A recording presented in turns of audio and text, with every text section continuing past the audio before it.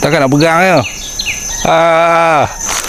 Kalau nak berlari macam-macam masalah kunci nak letak mana, botol air pun nak letak mana, phone pun masalah juga, takkan nak pegang je.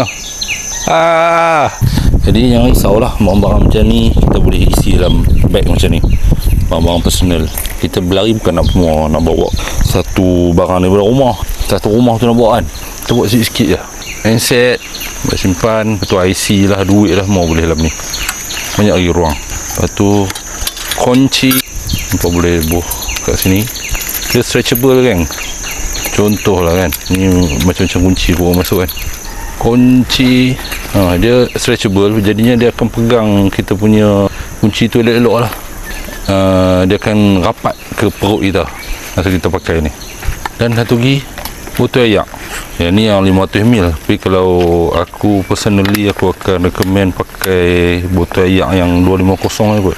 Kalau kita lari bukannya kita nak bawa air banyak-banyak macam ni kan, tapi okey lah, still lagi boleh bawa. Lepas tu pakai kat pinggang, boleh tengok kat beg kuning ni, bawah RM30 kot.